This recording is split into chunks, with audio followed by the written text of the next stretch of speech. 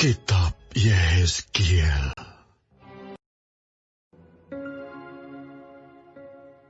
Kemudian ia membawa aku kembali ke pintu gerbang luar dari tempat kudus yang menghadap ke timur. Gerbang ini tertutup.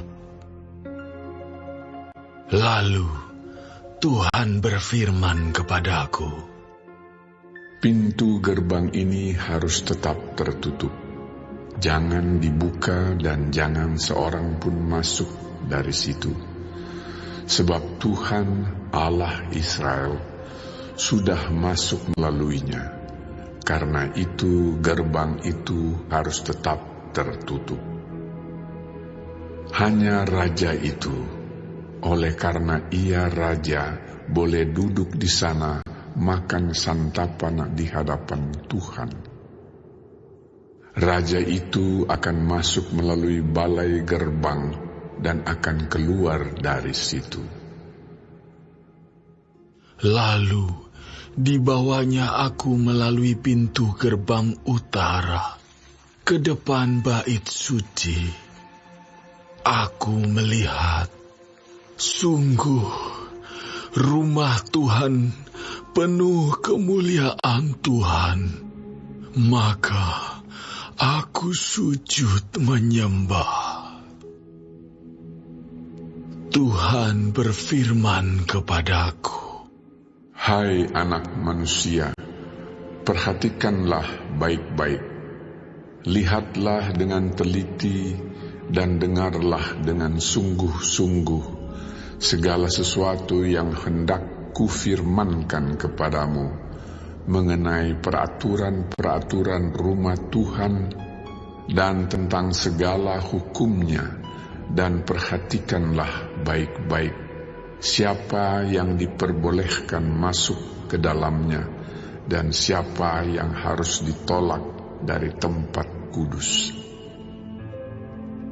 Katakanlah kepada kaum pemberontak, yaitu kaum Israel, beginilah firman Tuhan Allah, cukuplah perbuatan-perbuatanmu yang keji itu, hai kaum Israel, yang membiarkan orang-orang asing, yaitu orang-orang yang tidak bersunat hatinya maupun dagingnya, masuk dalam tempat kudusku, dan dengan kehadirannya mereka menajiskannya waktu kamu mempersembahkan santapanku, yaitu lemak dan darah.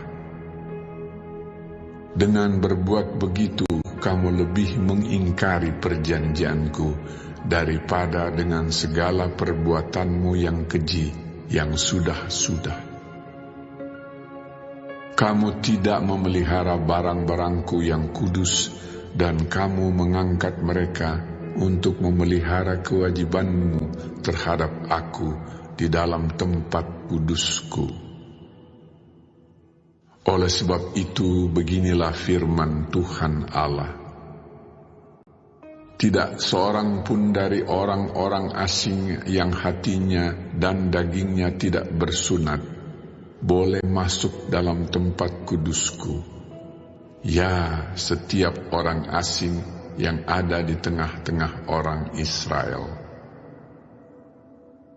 Tetapi orang-orang Lewi yang menjauh daripadaku waktu Israel sesat daripadaku dengan mengikuti berhala-berhala mereka, akan menanggung hukumannya.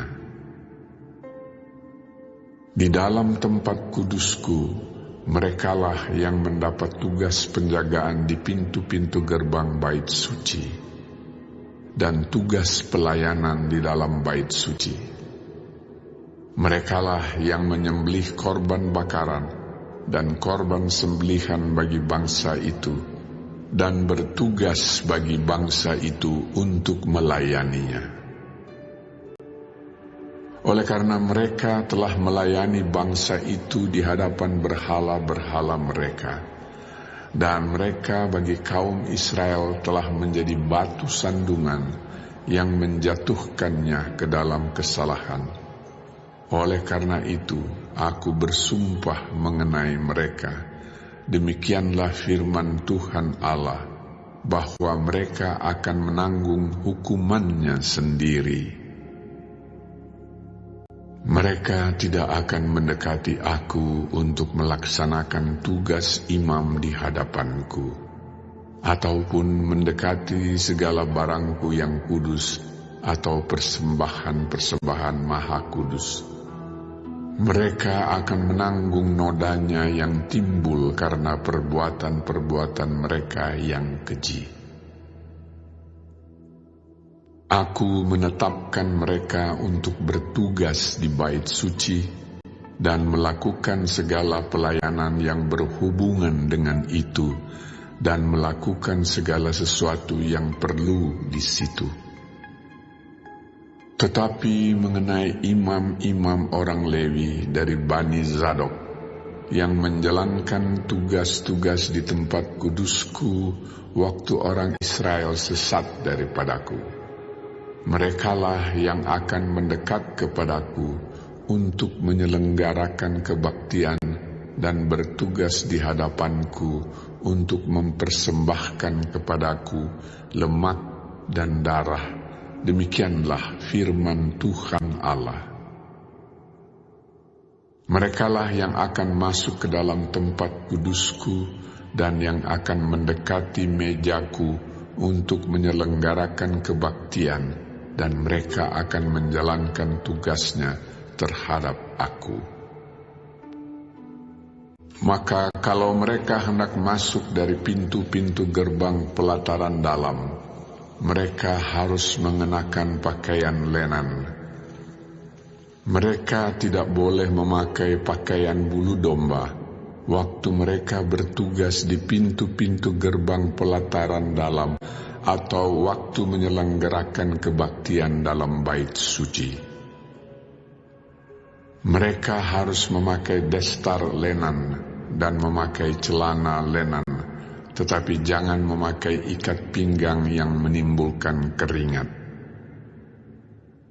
Dan waktu mereka keluar ke pelataran luar menjumpai umat Tuhan itu, mereka harus menanggalkan pakaian mereka yang mereka pakai dalam menyelenggarakan kebaktian dan menyimpannya dalam bilik-bilik kudus, kemudian mengenakan pakaian yang lain, supaya umat itu jangan menjadi kudus disebabkan kena kepada pakaian imam-imam itu. Rambut mereka tidak boleh dicukur atau dibiarkan tumbuh panjang, melainkan harus dipotong pendek. Imam-imam tidak boleh minum anggur kalau mereka hendak masuk dalam pelataran dalam. Janda atau seorang perempuan yang telah diceraikan oleh suaminya, jangan mereka ambil menjadi istri, tetapi hanya seorang perawan dari keturunan kaum Israel atau seorang janda imam boleh mereka ambil. Mereka harus mengajar untuk umatku tentang perbedaan antara yang kudus dengan yang tidak kudus, dan memberitahukan kepada mereka perbedaan antara yang najis dengan yang tahir. Di dalam sesuatu perkara mereka harus bertindak sebagai hakim, dan mereka harus menghakiminya menurut peraturan-peraturanku. Mereka harus berpegang pada hukum-hukumku dan ketetapan-ketetapanku pada hari-hari rayaku, dan menguduskan hari-hari sabatku. Mereka tidak boleh melihat orang mati, oleh karena dengan demikian mereka menjadi najis. Hanya dengan mayat bapaknya atau ibunya, anaknya lelaki atau perempuan, kakak adiknya lelaki, kakak adiknya perempuan yang belum kawin, mereka boleh menajiskan dirinya. Sesudah pentahirannya, ia harus menghitung 7 hari. Dan pada hari ia masuk ke tempat kudus, ke pelataran dalam untuk menyelenggarakan kebaktian di tempat kudus, ia harus mempersembahkan korban penghapus dosanya. Demikianlah firman Tuhan Allah. Mereka tidak mendapat bagian milik pusaka, sebab akulah milik pusakanya. Dan janganlah berikan kepada mereka tanah milik di Israel, sebab akulah milik mereka. Persembahan korban penghapus dosa dan korban penebus salah, merekalah yang harus memakannya, dan segala yang dikhususkan di tanah Israel adalah bagian mereka. Dan yang terbaik dari buah sulung apapun, dan segala persembahan khusus dari apapun, dari segala persembahan khususmu adalah bagian imam-imam, juga yang terbaik dari tepung jelaimu, harus kamu berikan kepada imam, supaya rumah-rumahmu mendapat berkat. Segala burung dan binatang yang sudah mati, atau yang menjadi sisa mangsa binatang buas, janganlah dimakan oleh imam-imam.